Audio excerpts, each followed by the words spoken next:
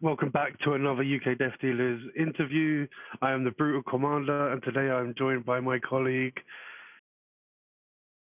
Gioia. And we are interviewing the one and only Dygora. How are you doing, dude?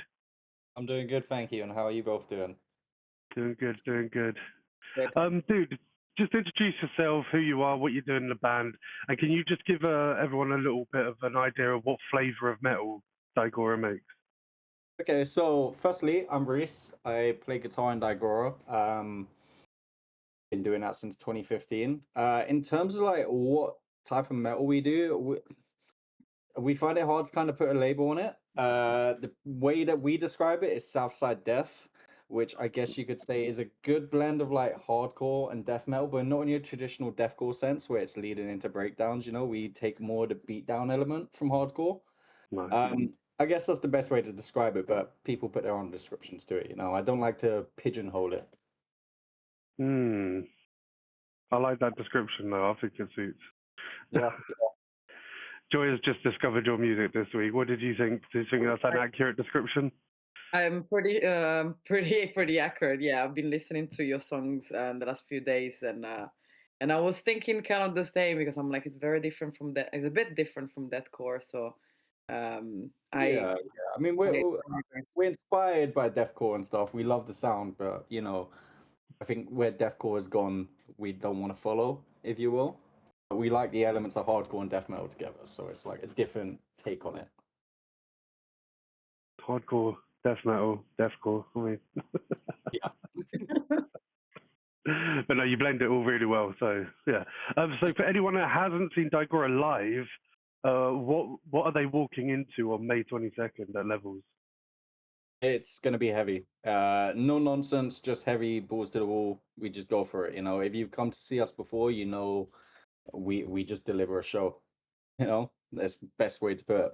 It's gonna be heavy. We like to have fun with like some little interludes in between the tracks and stuff. All of them are actually created in house by our bassist Archie, so he creates loads of beats and stuff. So we use them between the tracks, just give you a little breather and stuff between the heaviness. But yes, it'll be good, man. It'll be a party. I like the sound of that. And Reece, you mentioned that you just come back from Europe. As you said, you were in France as well. Is anything changed for the band after those shows? I wouldn't say massively changed, but it's definitely like a hunger to go back to Europe more, you know, and keep the momentum going and keep being persistent in what we're doing so we can keep getting them sort of shows and keep going over to Europe and going international as well. But in terms of changes, no, we're just trotting along, keeping the momentum going, writing songs and releasing new songs. It's good to hear. And you were mentioning that your merch was kind of like pretty popular in Europe. Is that something about touring in Europe that maybe UK crowds wouldn't expect, so they do differently? What do you think? So maybe not on the crowd side. I'd say on the band side, it's a lot different. In terms of like your riders, you get a proper rider. You know, there was days we were getting pizzas and wine for a rider. Which, like, you know, you walk into a gig in the UK and you're like, you get cans of Stellas and some crisps, and it's like it's fucking cool, it works, but it's not, you know, getting wined and dined essentially. But like the crowds are similar, you know, the bands are similar. They're like every scene is, you know, they've got their own thing going on, but at the same time, like every local scene is essentially the same thing in spirit, right? Yeah. Would you say that those sort of elements like pushed your sound or your stage energy in a different way than you would have expected? No, we just tried to deliver the same show no matter where we go, man. Nice. Consistency, you know, what we give to the UK, we give to France, we give to Japan, we give to anyone, you know. Well, you guys are super professional. That's good. We try. Well, that's what professionalism is, trying. Yeah, I mean, if you don't try, you don't get anything out of it, right? Exactly. And I think that's one of the things you guys, you seem really focused and you kind of have your head screwed on, you know what direction you want to go in at the moment. Yeah, I mean, so we've been doing it for like 10 years now. We started in 2015, so I'd say there's like two distinct like halves of Dygora. There's like when we first started and we were just gigging, we didn't have any merch. We weren't like I wouldn't say not taking it seriously, but we weren't like really going for it, if you will. Like we were just having fun, you know. We were a group of mates just having fun, like getting some gigs and having a great time. And then COVID hit, and it kind of like made me reevaluate what to do with this, Hmm. and now it's very much like let's have fun, but let's make it sustainable and like do something with this if we can. Wow, very sensible, man. Are you going to be bringing anything to this headline set that people haven't seen from you before? Yes, so we've got some new songs in the set list. Oh, nice. Two of which have already been released. So Hecatomb and I Don't Want to Die for a Paycheck. They are both already out there, but we also have another song that is unreleased, which we actually opened the set with this time around. Okay. So if you want to hear a new track that's not been released yet, come on down to a show. Come on down. Ooh. So I might have to come back for that too then. Um, and talking about your new song, as you mentioned, like Hackathon, what was your headspace when you were you in writing it? Like, So I can only talk from the instruments perspective. In terms of lyrics, that would be an Omar thing. But in terms of the headspace, that was just me, Archie, and Steven just in a room, just like, let's just write a song together, And it was very quick to come about, but we were just like, let's write something heavy, something, something Dygora. And yeah, it was just the three of us kind of bouncing ideas between each other, and that's just kind of what came out of it. it sounded good, by the way. So Oh, thank you. I agree. It was kind of one of them songs that I feel is very caveman, very straight to the point, just like no bollocks, just heavy riffs, Would you say that your material is more new material is more aggressive then? I'd say it's more aggressive in a way, but it's also more refined. Like the new song, we're definitely trying out some new elements in terms of dynamics and dropping instruments out and stuff. Okay. Come on down, and have a listen. What track right now do you think represents where Dygora is? I would say I Don't Want to Die for a Paycheck. I think that's a very good representation of where we're going in terms of the music, songwriting, the visuals as well, the music video. I'd say that is Dygora in 2026. That's cool, man. Do you consider Dygora as like, just a band that you're playing in, or is it something bigger for you guys?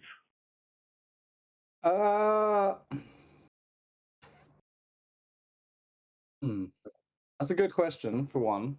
I would consider it something bigger than just a band. How can I elaborate on this? No, we're just trying to put our art out there, I don't know. I don't know how to answer that. Like more of a family, would you say? It's becoming like kind of a family. If you've been playing since 2015, feels like Yeah, it feels like it's kind of grown beyond us as individuals in a way. Like we're not massive. We're not like playing Download and Bloodstock and stuff, but it's been around for so long that it's kind of like beyond just us as individuals. I think a Dygora is almost like a separate entity to us as people. And like, when we sit down and write, we think like, what would Dygora do? Wow. Yeah, it's hard to describe. That's cool. It sounds cool though. Definitely like just beyond us as individuals, when you get the five of us together in a room, that's Dygora. But when it's just me as an individual or Steven as an individual, it's 1/5 of Dygora. Nice, I like that. Yeah. Pieces to a puzzle. Yeah, exactly. Yeah, that's awesome, man. What question are we on now? This is a fun question. Are there any typical misconceptions or assumptions that are made about Dygora that you hear often? I don't know. No, I haven't. Okay. I haven't really heard any. To be fair, Fair enough. maybe sometimes we get labeled as like slam, and it's like you know, we have elements where we, you know, we take a slam and we slap it into our song. But, like, our songs are definitely not like all slammy and stuff. It also doesn't help that we put a bunch of our music videos on Slam Worldwide, but yeah. Fair enough. That's a good answer. Do you get compared to other bands, maybe, or is it just Yeah, we've had like Chimera's one that I've heard thrown about often, and sometimes I would agree with it. We sometimes have a bit of that Chimera groove, but it's never really been a band that any of us have particularly listened to. And I completely rate what they've done. They've just never been like a massive influence of what we've done. what would you say is one of your biggest influence that turning So the for question? me personally, there's three big influences for me personally. There's Meshuggah. What they do with like the rhythmic element in metal is like amazing. You know, I think we're at a point in music where like everything's been done like melodically, Mhm. rhythmically. Like there's a lot of room to explore, and you're hearing that nowadays with bands like Meshuggah. There's Poltergeist. They're a very cool band, and Car Bomb. I'd say them three bands are pushing metal in a really cool way rhythmically, but not melodically. If you kind of follow me. Uh, Another big one for me is Gojira. Um, Mm. I really appreciate the way Gojira's taken death metal and in a way made it accessible, but they've not. Now I'm talking about the first couple albums or up to like Levant Savage. Um, they've kind of taken the death metal influences and they've packaged it in a way that anyone could get into it. You know, anyone Mm. could sit down and find the groove in Gojira, but it's still heavy. They didn't compromise on any of that, you know. And thirdly, this is purely just as a guitar player, but decapitated. Vogue is absolutely incredible songwriter, incredible riff writer. Some of them riffs on like Winds of Creation, Nihility, amazing, amazing. If you're a guitar player and you have not listened to Nihility or Winds of Creation, do yourself a favor, go and listen to that today. Oh Taking yeah. notes right now. Would you say there is any underground bands that people should be paying attention today? Like, I mean, you've been naming some big ones right now, but apart from you guys, Yeah, so I'd say a big one for the UK scene at the moment. Beyond Extinction are doing some really cool stuff. Really cool stuff in the scene at the moment. It's very like down tempo, like downtrodden deathcore, if you will. But they are doing some amazing stuff in the scene. And shout out to Jasper. He is incredibly hardworking with the band. Incredibly hardworking, getting them great gigs and doing amazing stuff.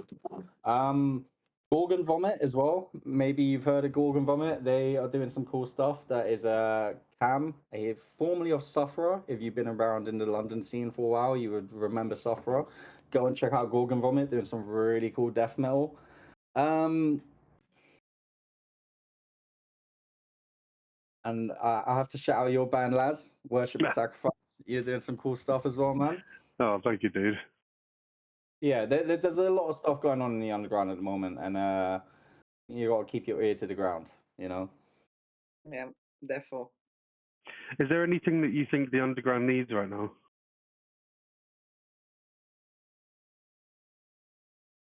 I think the underground's in a good spot from where it was post-COVID. I see the work of what you're doing with UK Deaf Dealers and like London Metal Coalition, really doing good stuff for the scene. Say the scene just needs to keep doing what it's doing. Like I'm seeing more and more like collectives coming together and really doing what they can for their cities to push it forward. The Rancid Awful guys in Manchester as well, great example. They are really, really pushing the Manchester scene forward. So I've Yeah, got to shout them guys out as well. But I'd say more absolutely. collectives, more people coming together, like from across bands or promoters to like really push their cities forward. So you would Definitely. say that like having platforms like UK Death Dealers is like super important to push Yeah, new 100, bands on. 100%. The grassroots movement is so important, and I'm loving what I've been seeing over the last couple of years, and the almost rebirth of the metal, like underground metal scene post COVID. It's Hmm. a really strong place. I'd say it's in a really strong place right now. Yeah, there's so much collaboration happening, and I just think we just need to get people to support these shows as much as they possibly can, because we're seeing venues disappear, which is really sad. Some are coming back, which is awesome, but you know, I mean, do you remember the Unicorn? Oh, yeah, yeah. Way back in the day, that was like where I almost cut my teeth, I guess, in the London metal scene. Was just going to free shows at the Unicorn like every weekend, you know? We must have met there. I was pretty much a chair in most of those bars. Look, I think anyone in the London metal scene probably remembers the Unicorn, and you know, Yeah.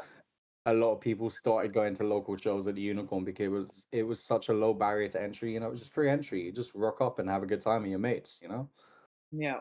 and Very it was going to them shows that really like wanted me to like get Dygora going and like get on gigs and stuff.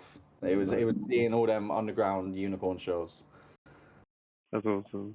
Yeah, if you want to keep this going, you got to support the scene. You really got to just like support the scene. Come out to shows, buy tickets in advance. That's a big one because there's a lot of costs involved with gigs. There's venue hires, band fees, and whatnot. So make sure you book in your tickets in advance. And when you have shows, buy some merch. Just buy some merch. You know, it helps everyone out in the scene massively and allows everyone to keep like pushing this forward and keeping it going.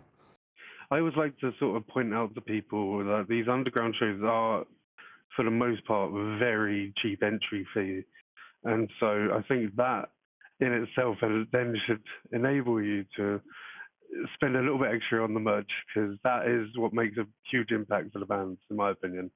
That like we're not here to make money, but just to cover the costs. There's so many costs involved in being in an underground band at the Yeah. moment that yeah, we're not here to beg for your money or anything, but just to It's keeping it sustainable for everyone involved, you know? Absolutely. Everyone And works a also, full-time job in this scene. Everyone has rent to pay or some bills to pay. You know, we got to keep it sustainable. We've got to keep the scene flourishing and going. And exactly. like you said, the underground tickets are cheap, you know? Would I rather pay 50 quid to go see whatever big band's rolling through O2 Academy, or I could spend 10, 20 quid and go to a show at like New Cross Inn or the Black Heart and discover something completely new that might, you know, blow my mind. And the sound quality of the show, I know that it's, you know, arena sound and a 200 cap venue sound is so different. It is. The atmosphere, the vibe and the energy. But even just despite the sound, like the intimacy of a local show is, you know, you can't beat it. You can't beat it. You go to whatever arena show, whatever academy show, but you know, you haven't got that same intimacy you have at a local show. You know, you can rock up to a local show, you can have a chat with the bands and stuff. You know, you can all hang out together. You can jump on the bloody stage if you want. Pretty You know, much. within reason. You can sing a song. It's Grab the mic, you know. Yeah, mic, I mean, yeah. yeah, you can. You go to some hardcore shows, man, and go for it. That's another thing. I think that if you are curious about the underground scene, just go and experience it, because it is an experience. And every show you go to is a very, no, I wouldn't say like a drastically different experience, but there's so much variation to the lineups that underground shows have. There's so That much variety in like what people are doing that you're gonna discover something you like, you know? definitely, yeah. And there are some really interesting combinations out there. So Yes, yes, definitely.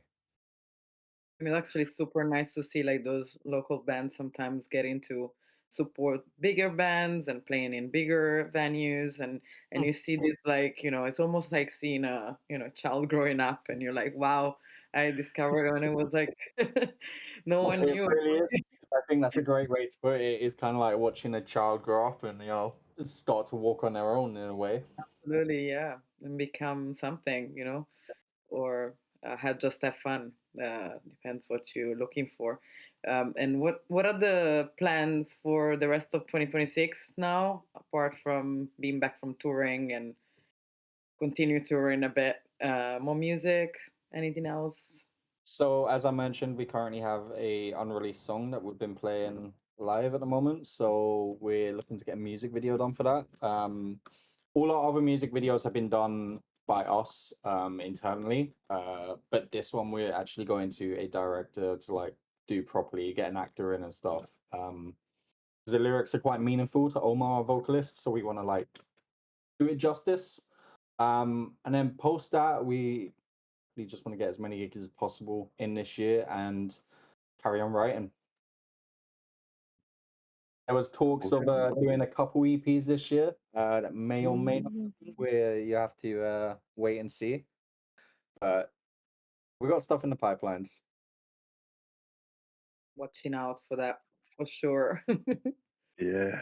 But next up, you have a headline show at Levels in Hackney on May the 22nd. Yes. I'm very excited for that. Yeah, that's going to be awesome. I can't wait. And that's what The lineup is like Cariad is opening.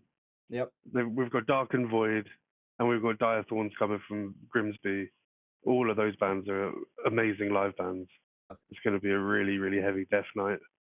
Yeah, it's gonna be really amazing. It's gonna be fun, and it's our first appearance in the UK Deaf Dealers show, I believe. So Yeah, that'd be good. it's gonna be awesome, man. All right, well, I'm looking forward to it, and I hope everyone else is. And you can grab tickets now; they're going to be significantly cheaper than on the door.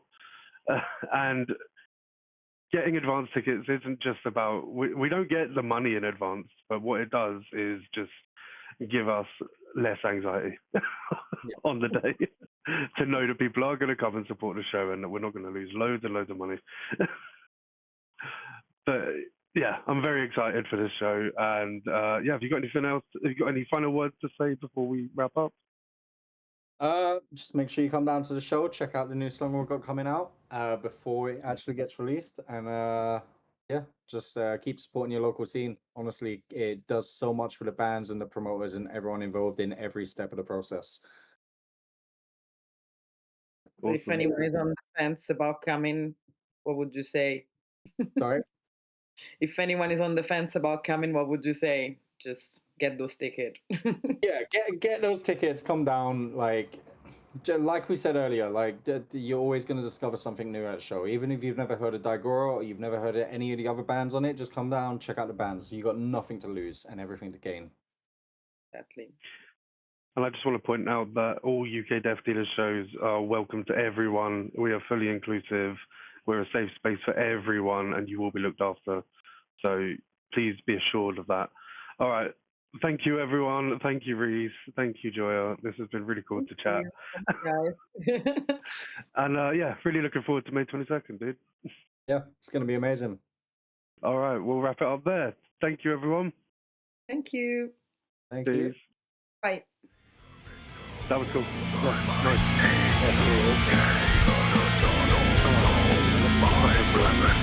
nice.